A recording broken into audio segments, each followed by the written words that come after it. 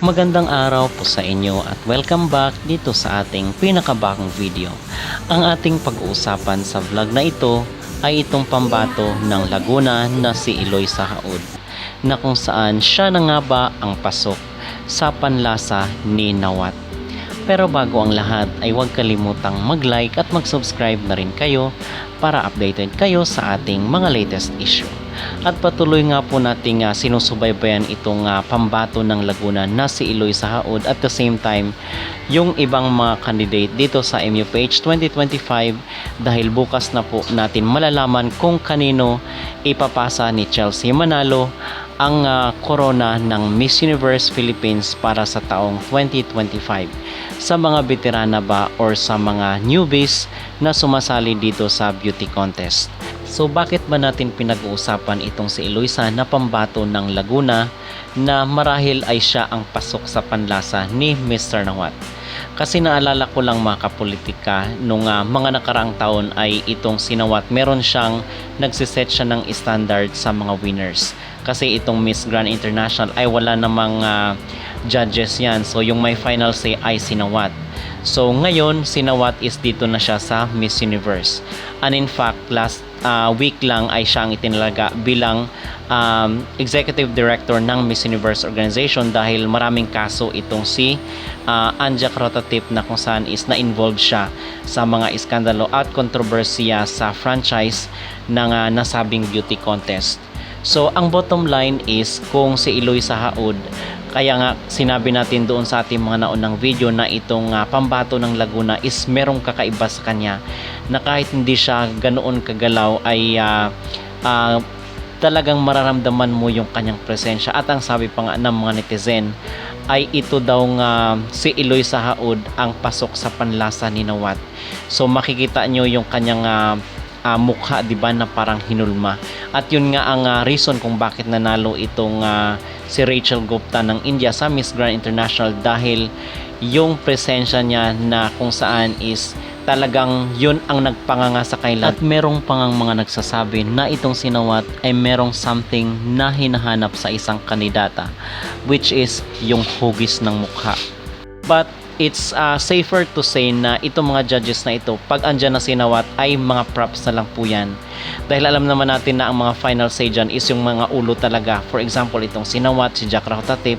So ang ibig kong sabihin mga kapolitika ay kung si Eloisa Haud yung kukoronahan ni Chelsea Manalo bukas, ay hindi malayong mangyari na baka magustuhan ni Nawat itong si Eloisa Haud. Kasi nga yung si CJ Opiasa, sabi niya expert daw itong CJ, pero hindi siya yung tipo kumbaga ng kandidata na nagpanganga sa kanila base doon sa kwento ng kaibigan ni Nawat. So naghahanap si Nawat ng someone na kailangan magpanganga sa kanila or magpapamangha sa kanila sa harap ng stage, which nakikita ko nga ito dito sa katauhan ni Eloisa Haud. At although supportive naman tayo kay Atisa, pero sino man sa kanilang dalawa na yung sa tingin ko ay merong tsansa na makakasungkit ng corona, ay okay lang po kung kay Atisa or kay Eloisa ibibigay yung corona ng Miss Universe Philippines. Pero malakas po ang aking kutob na baka itong si Eloisa talaga ang makakasungkit ng corona para sa Miss Universe Philippines 2025 na ipapadala doon sa Thailand. At ang sabi nga ng mga netizen ay crown her daw, dahil wag daw nating sayangin ang Eloisa Haud na ipapadala doon sa Miss Universe sa Thailand. At ang sabi pa nga ng ibang netizen doon sa mga comment section ay parang nanonood na daw sila ng Miss Universe International nung lumabas itong pambato ng Laguna na si Eloisa Haud.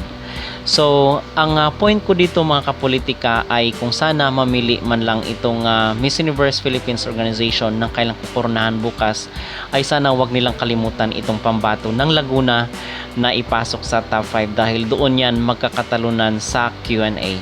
And I think naman na hindi sila basta-basta ngayon magpapadala ng someone doon sa Miss Universe organization na kumbaga ay hindi magpapanganga talaga sa mga judges. At the same time, most especially doon kay Mr. Nawat at sa kanyang team. Okay? So yun po ang aking masasabi. Kayo po ba ay agree dito sa pambato ng Laguna na baka ito siya ang napupusuan kasi hindi naman natin alam kung sino ang stand out sa mata ng mga judges. So, nagbibigay lang po tayo ng ating opinion, okay? Ano ang inyong maging reaksyon mga kapolitika dito sa pambato ng Laguna? Kayo po ba ay agree? Mag-comment down below at huwag kalimutang mag-like at mag-subscribe na rin kayo para updated kayo sa ating mga latest issue.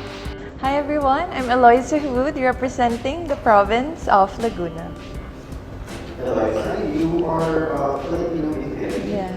Well, why do you think many Miss Filipino women have been successful in winning and representing their country in this country? I believe that every Filipina has so much to offer, and being a Filipina Indian is something that I'm proud of because it really shaped me to be the person I am today. And I hope that it can also inspire a lot of women as well. Hi, Eloisa. What's your favorite memory as a child growing up in Laguna? Okay.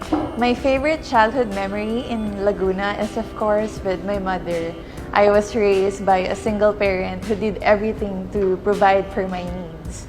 And even though my mother is not here with me anymore, I know that she is proud up there that I am doing our dreams together.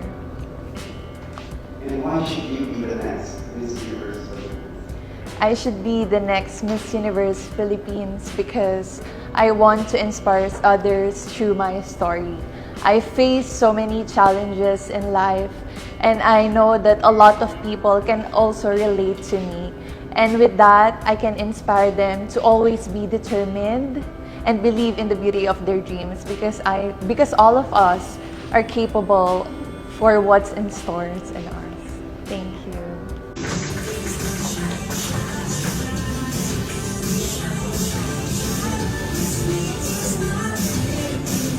We have our Miss Isabella. Okay, 1, 2, haba. One. 1, 2, 3. Last one, 1, 2. Alright, thank you. Bali pa, may isa pang bali. Isa pa na balik, yes. Thanks. And why should you be the next Miss Universe? I should be the next Miss Universe Philippines because I want to inspire others through my story. I faced so many challenges in life, and I know that a lot of people can also relate to me. And with that, I can inspire them to always be determined and believe in the beauty of their dreams because all of us are capable for what's in stores and all.